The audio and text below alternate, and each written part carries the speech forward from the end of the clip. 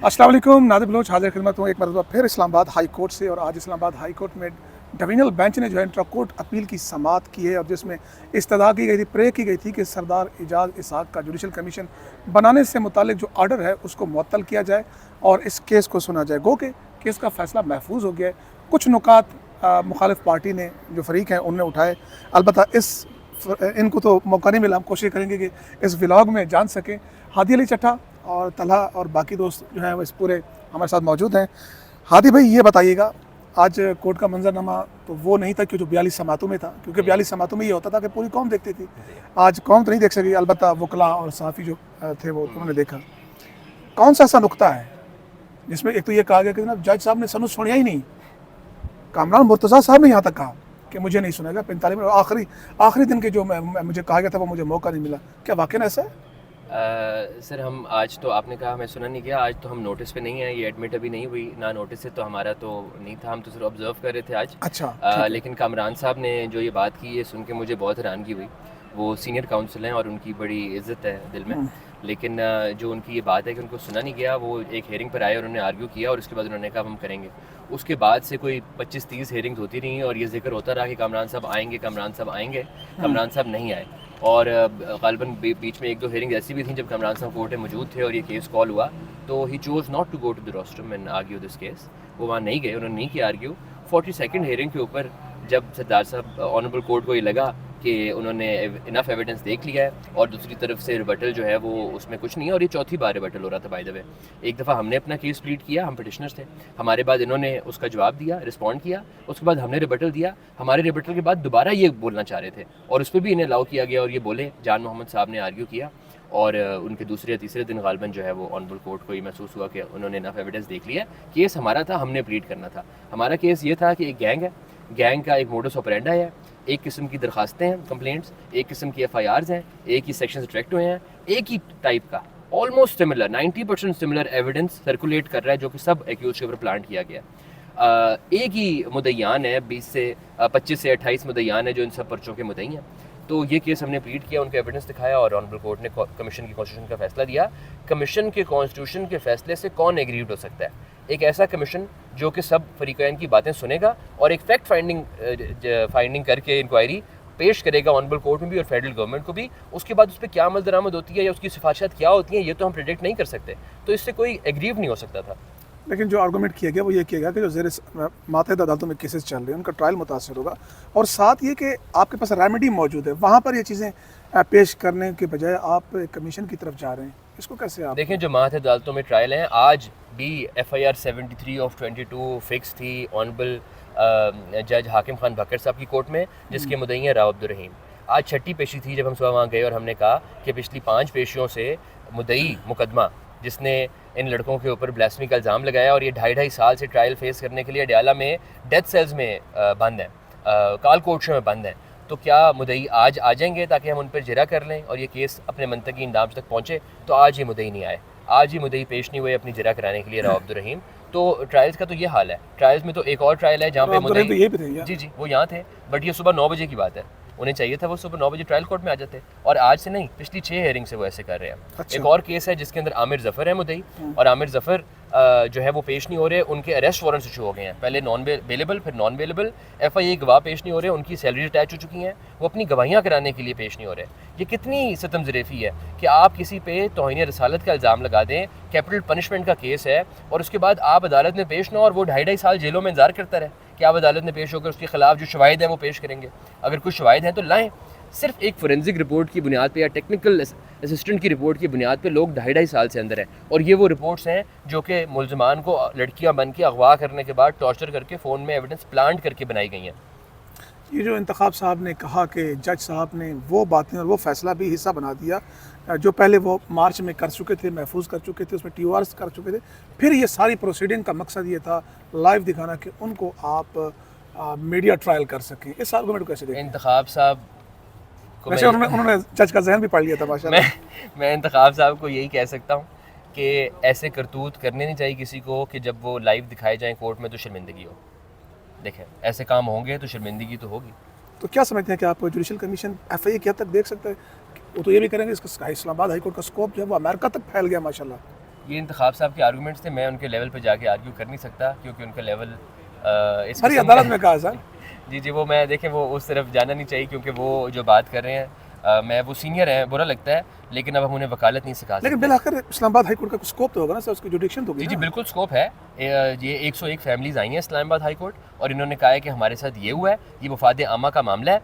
एक कमीशन को ज़रूर देखना चाहिए कि क्या ये लड़के, ये विक्टिम्स सच कह रहे हैं या झूठ कह रहे हैं। क्या आया ऐसा गैंग एग्जिस्ट करता है जो लोगों को लड़की बन के ट्रैप करता है, उसके बाद पैसे एक्सटॉर्शन करता है, टॉर्चर करता है। 5 लोगों की हलाकतें हो चुकी हैं और उसके बाद उन पर एविडेंस प्लांट करके उनको FIA के हवाले करके सजाए मौत करा देता है।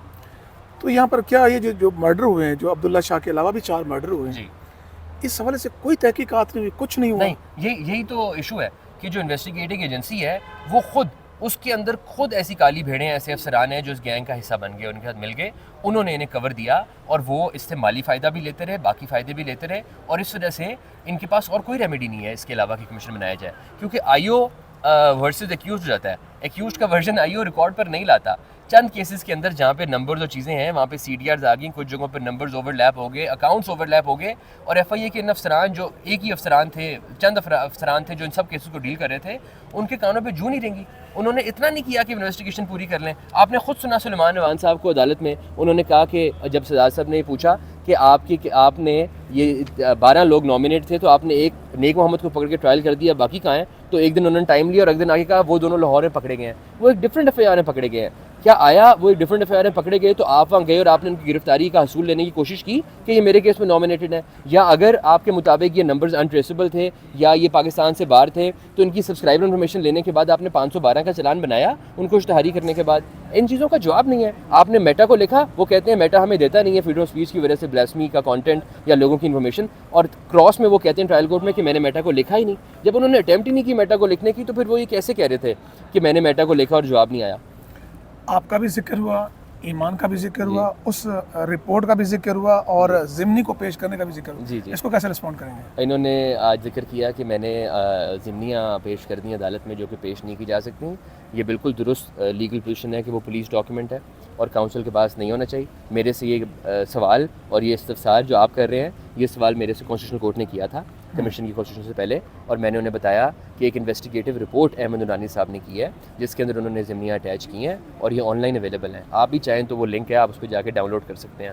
तो अगर मैं वहाँ से डाउनलोड कर सकता हूँ और उनके अंदर इतना हौलनाक इंकशाफ है कि राव अब्दुल रहीम ने एक 21 साल के बच्चे को लड़की बन के अगवा करने के बाद कत्ल कर दिया और उसका सर तन से जुदा कर दिया, हाथ पाँव अलग करके उसको फेंक दिया, और उस केस में उसको कभी अरेस्ट नहीं किया गया, उसने बेल करा ली, 16 वकला के साथ वो वहाँ पेश हुआ शामिल तफ्तीश होने के लिए, और उसके बाद उसके बाप पे मुदस्सिर शाह के थ्रू झूठा ब्लास्फेमी का चार्ज लगवा के उससे बयान दिलवा लिया कि राव अब्दुल रहीम मेरा मुलजिम नहीं है।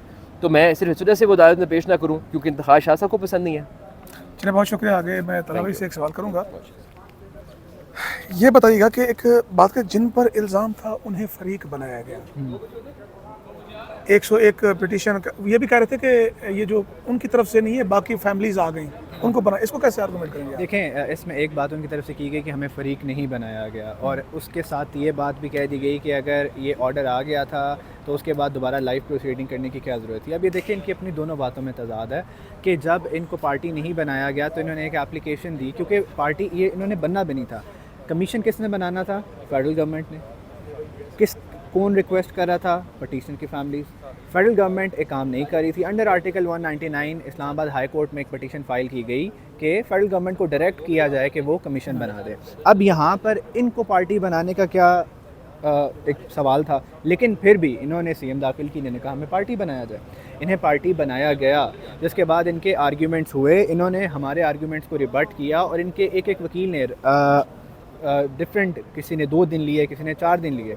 तो अच्छा, अब एक बात ये हो गई, तो आपने कभी थोड़ी देर पहले बात की थी कि ये सिर्फ इस वजह से लाइव ब्रॉडकास्ट किया गया ताकि लोगों को दिखाया जा सके वही ऑर्डर जो पहले हुआ था। तो वो जो ऑर्डर पहले हो गया था वो किसके कहने पे सेटिस्फाइड हुआ था? आपकी एप्लीकेशन पे, आपकी CM पे हुआ था ना कि हमें सुने बगैर ही ऑर्डर दिया गया, लिहाजा हमें सुन लिया जाए। तो फिर आपको सुना गया, तो फिर आपकी दोनों बातों में तजाद है, एक तरफ रहें तो बात ठीक रहेगी। तो आप समझते हैं कि कोर्ट जिन्होंने अभी फैसला महफूज किया है और वो इन चीज़ों को पढ़ने के बाद ऐसा डिसीजन देगी और अगर आपको नहीं सुना तो क्या ये भी हो सकता है कि ये अपील डिसमिस हो जाए?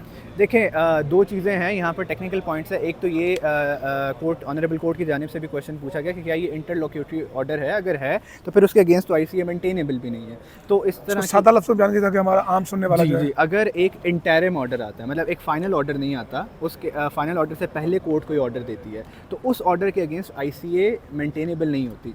जब एक पटिशन डिस्पोज ऑफ करके एक फ़ाइनल ऑर्डर आ जाता है, उसके अगेंस्ट आप ICA में जाते हैं, जिसको हम इंट्रा कोर्ट अपील कहते हैं। तो कोर्ट ने ये सवाल किया कि तो इसकी तो भी डेट फिक्स है 12वें महीने में, तो आप ये कैसे कह सकते हैं कि ये जो है वो फाइनल ऑर्डर है और डिस्पोज ऑफ होगी है, जबकि ऑर्डर में भी ये लिखा हुआ है कि कंटिन्यूस मेंडेमेस है, यानी कि ये चल रही है, इसकी अगली हियरिंग 12वें महीने में। तो ये आप ये जो बार है कि इंटरलोक्यूटरी ऑर्डर नहीं है, इसको आप कैसे अबूर करेंगे?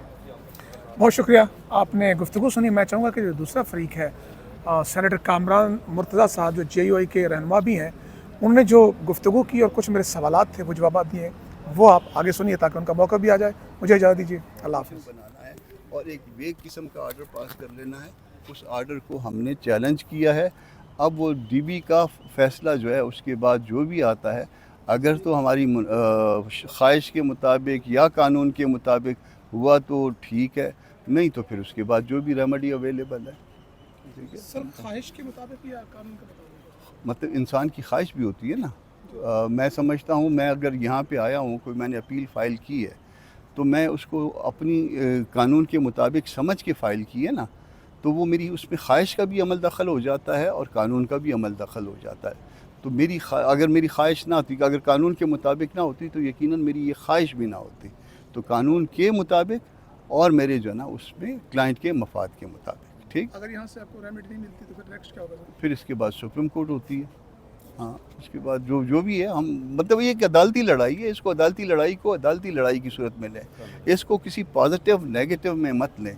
सवाल इतना सा है कि किसी अदालत में अगर किसी केस का चालान आ जाता है और वो केस प्रोसीड कर रही होती है या प्रोसीड कर चुकी होती है, उसके बावजूद भी कमीशन अपॉइंट किया जा सकता है, उसके बावजूद भी रिट जो है इशू हो सकती है। अगर हो सकती है तो फिर आर्डर ठीक है, अगर नहीं हो सकती है तो फिर आर्डर गलत है। सर आखिरी सवाल सर ये कि मौलाना फजल रहमान साहब ने कल अपने मिली यकजहती कौंसिल के इजलास में खिताब करते हुए कहा कि सरदार इसहाक का फैसला, जो परसेप्शन दी हुई है कि केसेस ख़त्म करने की कोशिश है, केसेस ख़त्म करने से मुताल्लिक़ ऐसी कोई बात हमें आर्डर में देखिए ये जो मुझे समझ आई है, मैं इसमें पेश हुआ हूँ और मुझे 40 साल हो गए हैं पेश होते हुए मुख्तलिफ़ अदालतों में। मैं बड़े अदब से और बड़े एहतराम से सारी अदालतों के सामने पेश होता हूँ और बड़े होस्टाइल माहौल में भी पेश होता रहा हूँ।